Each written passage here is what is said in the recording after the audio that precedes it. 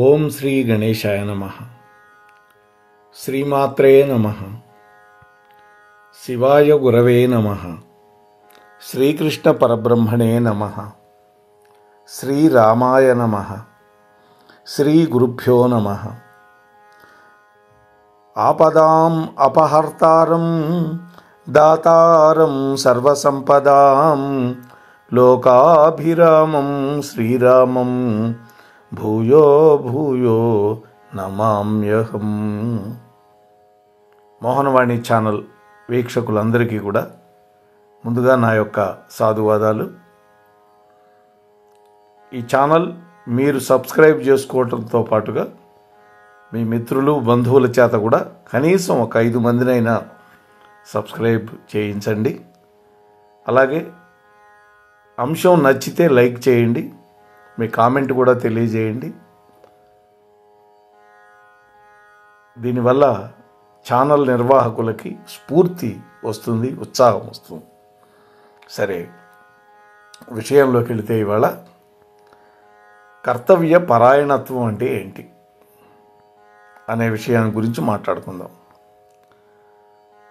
తలపెట్టినటువంటి కార్యాన్ని దైవ సమానంగా భావించి నిజాయితీగా నిబద్ధతతోటి నిర్వర్తించడాన్నే కర్తవ్య పరాయణత అంటాం మనం. ఏదైనా ఒక పని పట్టుకున్నాం, ఆ పనిని దైవ కార్యంగా దైవ సమానంగా భావించాలి ముందు. ఆ తర్వాత పని చేసేటప్పుడు నిజాయితీగా ఉండాలి, నిబద్ధతతో వ్యవహరించాలి. ఇటువంటి దాన్ని కర్తవ్య పరాయణత అంటాం. లోకంలో ప్రతి ఒక్కరికి చేయవలసినటువంటి పనులు ఎన్నో ఉంటాయి. వ్యక్తిగా తల్లిదండ్రులు, తోబుట్టువులు, భాగస్వామి, కన్నబిడ్డల యొక్క పట్ల, అలాగే సమాజం పట్ల కొన్ని బాధ్యతలు, బరువులు మోయవలసి ఉంటుంది. సమాజంలో బాధ్యత కలిగినటువంటి ఒక పౌరుడుగా మరొక రకం కర్తవ్యాన్ని కూడా నిర్వర్తించాల్సి ఉంటుంది. వాటన్నిటినీ మొక్కుబడిగా కాకుండా మనస్ఫూర్తిగా ఎవరైతే ఆచరించడానికి ప్రయత్నిస్తారో అటువంటి వాళ్ళని మాత్రమే విజయం వరిస్తుంది. కర్తవ్య పాలనలో తమకు ఎదురయ్యే కష్టాలని, నష్టాలని, విమర్శలని ఏమాత్రం పట్టించుకోకుండా స్థితప్రజ్ఞతతోటి దూసుకుపోయేటటువంటి వాళ్ళకి ఆ దైవం కూడా తప్పకుండా సహాయం చేస్తాడు, విడిచిపెట్టడు. ఈ కర్తవ్య పరాయణత వ్యక్తుల యొక్క అభివృద్ధికి, సమాజం యొక్క హితానికి అవసరమైనటువంటి ఒకానొక గొప్ప శక్తి, కీలకమైనటువంటి శక్తి. అది ధర్మానికి హాని కలగకుండా త్రికరణ శుద్ధిగా కర్తవ్యాన్ని పాటించే వాళ్ళందరూ కూడా తప్పకుండా ఉన్నతమైనటువంటి స్థానానికి ఎదుగుతారు, సమాజంలో కీర్తి ప్రతిష్టలను పొందగలుగుతారు. అంతేకాదు, వాళ్లతో పాటు సమాజం కూడా పురోగతి చెందుతుంది. తాను ఎదిగితే తానున్న సమాజం కూడా ఎదుగుతుంది. ఈ కర్తవ్య పరాయణతకి నిలువెత్తు ఉదాహరణ శ్రీమద్ రామాయణం. తన వెంట అడవులకు వచ్చినటువంటి బాలరాముణ్ణి విశ్వామిత్ర మహర్షి నిద్రలేపాడు.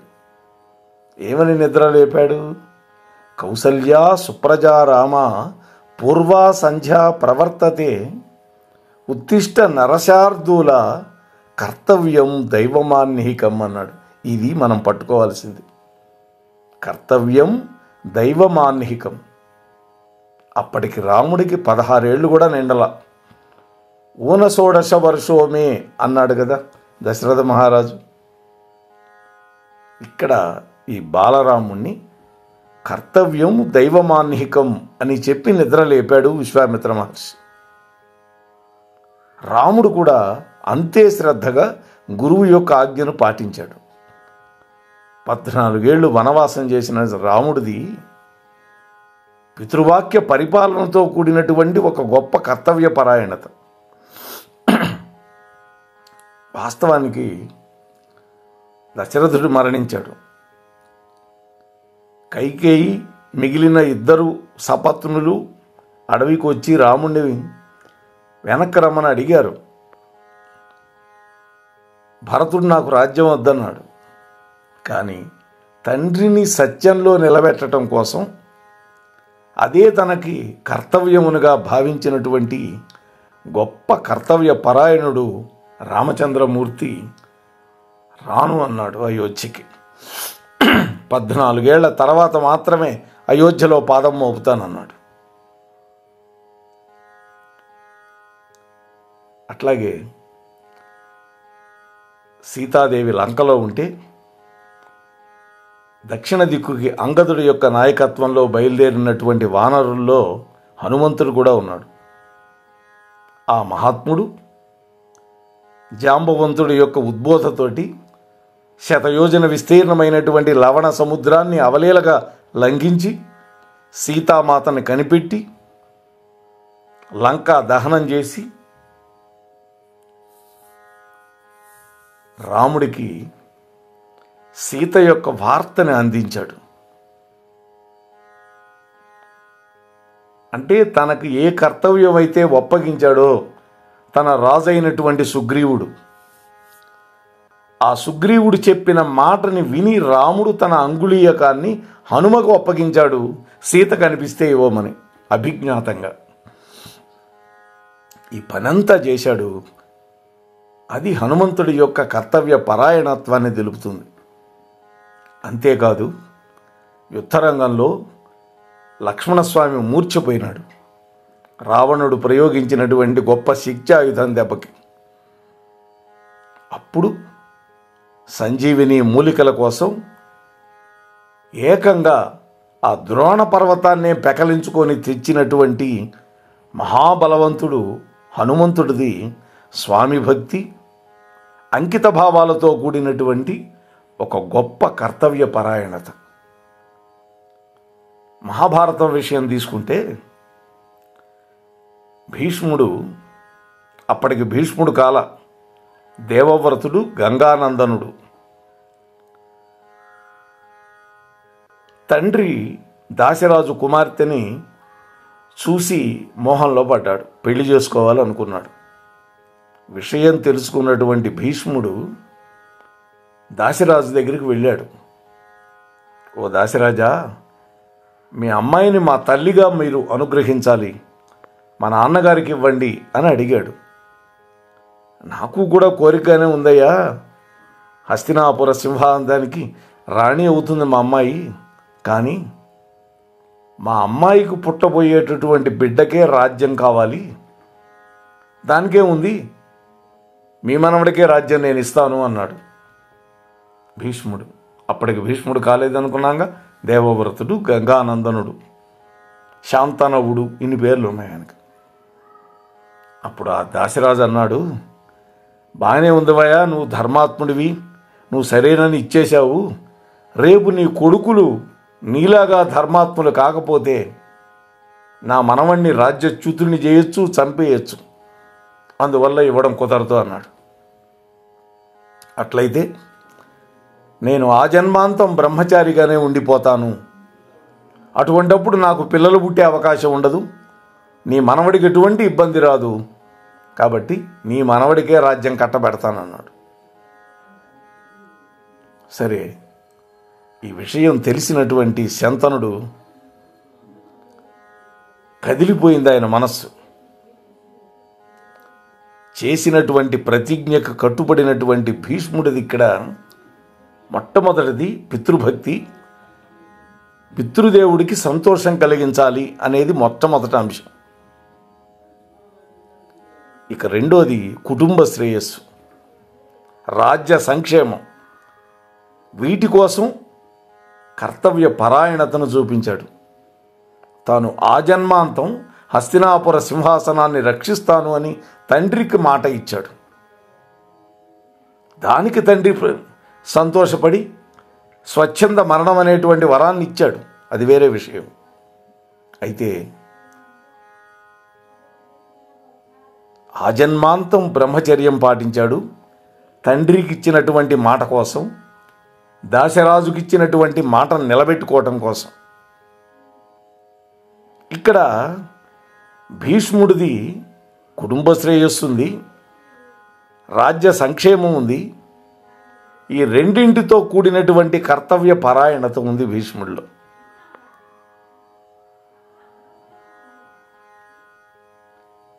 మరి కృష్ణ పరమాత్మ చెరసాలలో పుట్టాడు, అనేక గండాలను ఎదుర్కొన్నాడు, జీవితమంతా శత్రుబాధలు భరించాడు. ఇక చివరికి శత్రుబాధలు భరించలేక, జరాసంధుడి యొక్క దాడులు తట్టుకోలేక రాజధానిని ద్వారకా నగరానికి కూడా మార్చవలసిన పరిస్థితి వచ్చింది కృష్ణ పరమాత్మకి.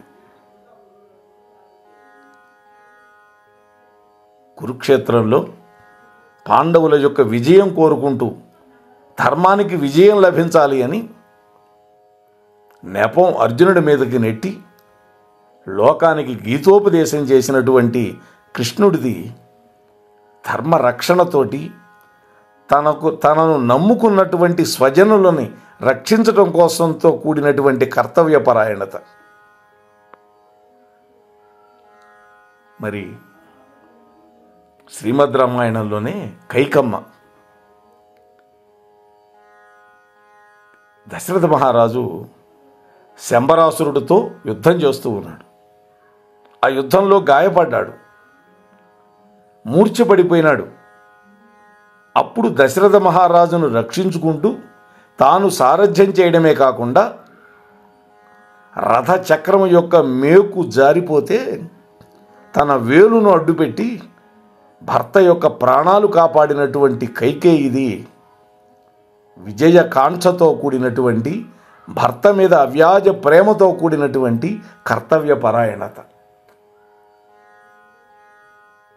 ఆ విజయం దశరథుడిది అని లోకం చెప్పుకున్నా వెనక నుండి నడిపించినటువంటి ఘనత ఎవరిదంటే కైకమ్మదే.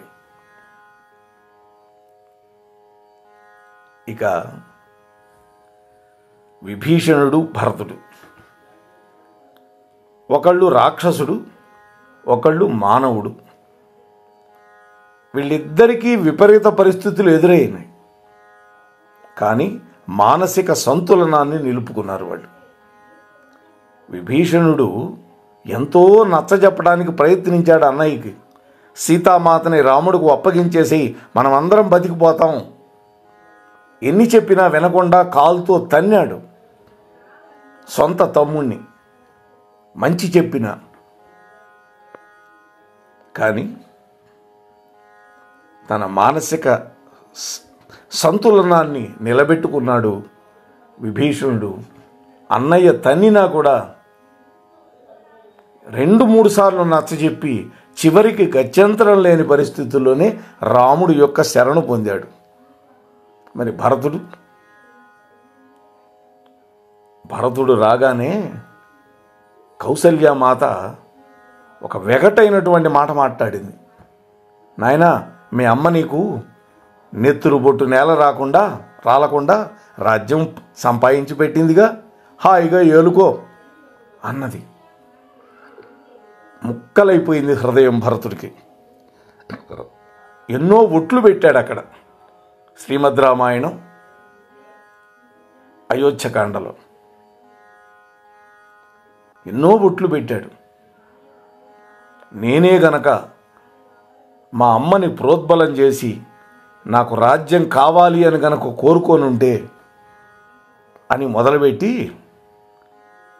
బ్రాహ్మణుని యొక్క సొమ్మును కాజేస్తే, ఒక గోవుని హత్య చేస్తే ఎంతటి పాపం వస్తుందో అంతటి పాపం నాకు వచ్చుగాక అన్నాడు. అప్పుడు భరతుడి యొక్క హృదయం తెలుసుకున్నటువంటి ఆ తల్లి కొంచెం పశ్చాత్తాపపడింది. అక్కడతో వదిలిపోలా. వశిష్ఠుల వారు కూడా రాజ్యాన్ని తీసుకొని సింహాసనం ఎక్కి ఏలవయ్యా అన్నాడు. అప్పుడు చెప్పాడు, నచ్చజెప్పాడు. చివరికి బయలుదేరి వెళుతుంటే భరద్వాజాశ్రమంలో ఆగే ముందర గుహుడు అనుమానించాడు. గుహుడు తన వాళ్ళతో అన్నాడు, ఈ భరతుడు చతురంగ బలాలతో ఎందుకు వస్తున్నట్టు అంటే తన యొక్క రాజ్యాన్ని అకంటకం చేసుకోవాలని రాముణ్ణి అరణ్యంలో కూడా బతకనీయకుండా చంపుదామని వస్తున్నాడా ఏంటి? ఒకవేళ ఆ ఉద్దేశంతో వస్తే, ఓ నావికులారా, ఆ సైన్యాన్ని మొత్తాన్ని పడవలతో సహా ముంచిపారేయండి గంగలో, ఒక్కడు కూడా బతకూడదన్నాడు. భరతుడు వచ్చిన తర్వాత భరతుడితో మాట్లాడాక అప్పుడు గుహుడి యొక్క మనస్సు సంతోషపడింది.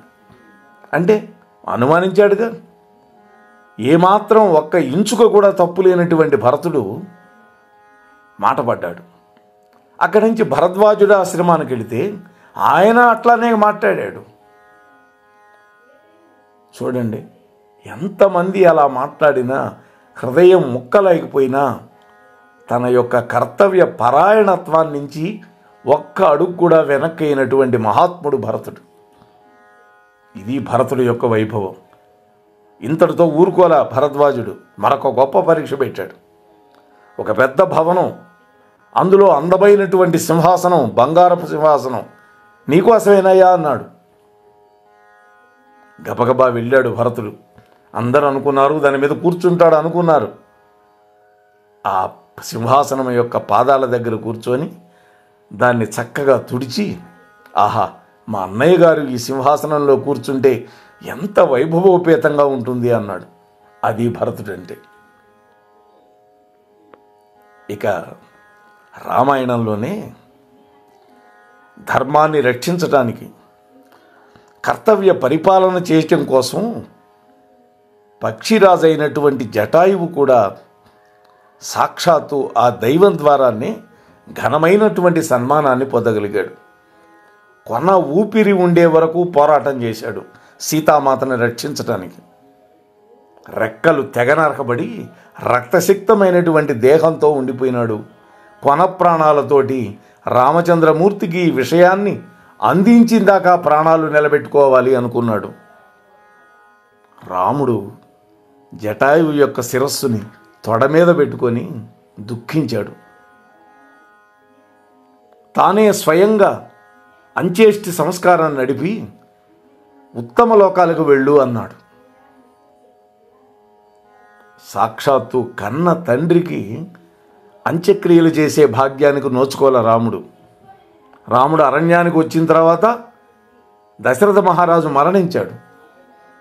కానీ తండ్రికి మిత్రుడైనటువంటి జటాయువుకి అంత్యేష్టి చేయటమే కాదు, ఆయనకి ఉత్తమ గతులు కలగటానికి కూడా రాముడు శపథం చేశాడు అక్కడ. మరి అటువంటి జటాయువు కర్తవ్య పరిపాలన చేయటం వల్ల ఉత్తమమైనటువంటి లోకాలు పొందగలిగాడు. సాక్షాత్తు భగవంతుడి చేత సన్మానం పొందగలిగాడు. అంత్యేష్టి సంస్కారాన్ని చేయించుకోగలిగాడు. అంటే కర్మణ్యే వాధికారస్తే మా ఫలేషు కదాచన అని భగవద్గీతలో కృష్ణ పరమాత్మ యొక్క ఉపదేశం. అంటే ఫలితం భగవంతుడి మీద వదిలిపెట్టు, పనిలో నిమగ్నంగా, అప్పుడు ఉత్తమ ఫలితాలు వాటంతట అవే నీకు సిద్ధిస్తాయి. అంతే తప్ప కర్తవ్యాన్ని విడిచిపెట్టి గాల్లో దీపం పెట్టి దేవుడా నువ్వే దిక్కు అంటే కుదరదు. మన పని మనం చేయాలి. కర్మణ్యేవాధికారస్తే, కర్మలు చేయటంలో నీకు అధికారం ఉంది. కానీ మా ఫలేషు కదాచన అన్నాడు. వాటి యొక్క ఫలితాలు మాత్రం నువ్వు ఆశించకూడదు. అది నాకు వదిలిపెట్టు. అప్పుడు పరమాత్మే మన సంగతి చూసుకుంటాడు. కాబట్టి మనం కూడా ఈ ఉదాహరణల వల్ల మానవ జన్మ పొందగలిగాం. ఉత్కృష్టమైనటువంటి మానవ జన్మ. 84 లక్షల జీవరాశుల్లో మాట్లాడగలిగే శక్తి ఒక మానవుడికి మాత్రమే ఇచ్చాడు భగవంతుడు. అటువంటి వాక్కుని ఇతరుల యొక్క సహాయం కోసం, పరమాత్మ యొక్క నామాన్ని జపం చేసుకోవటం కోసం ఉపయోగించుకుంటూ మనం కూడా గొప్ప కర్తవ్య పరాయణత్వాన్ని చూపించుకుంటూ అందరికీ కావలసినటువంటి మోక్ష మార్గానికి వెళ్ళటానికి మనం కూడా నిరంతరము కృషి చేసి ఆ భగవంతుడి యొక్క దివ్య ధామానికి వెళ్ళటానికి ప్రయత్నం చేయటానికి కావలసినటువంటి శక్తియుక్తులన్నీ ఆ పరమాత్మ మనకు అనుగ్రహించుగాక అని మీతో మనవి చేసుకుంటూ మీ దగ్గర సెలవు తీసుకునే మీ ధర్మవరపు వెంకటరమణ. స్వస్తి సర్వేషాం.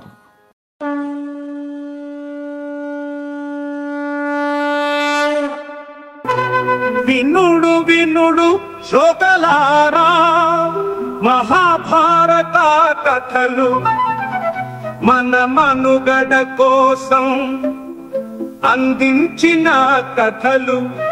శూరులు ధీరులు వీరుల చరితలు, మన కృష్ణయ్య బోధించిన బోధలు. ఎంత విన్నా తరగని చెరగని మరువలేని మన భారతం మహాభారతం.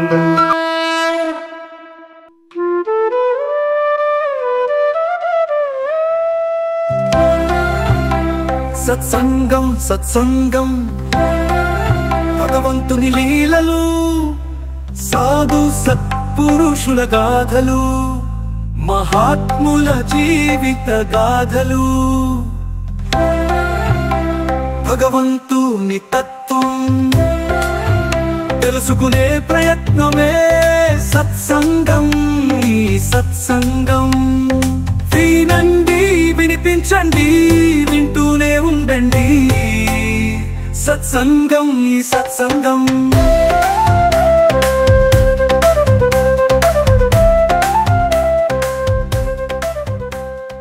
మోహన్వాణి తెలుగు పోడ్కాస్ట్ వింటున్న శ్రోతలందరికీ హృదయపూర్వక ధన్యవాదాలు. వినండి, వినిపించండి, వింటూనే ఉండండి. మోహన్వాణి తెలుగు పోడ్కాస్ట్ మీరు వింటున్నారు. మోహన్వాణి.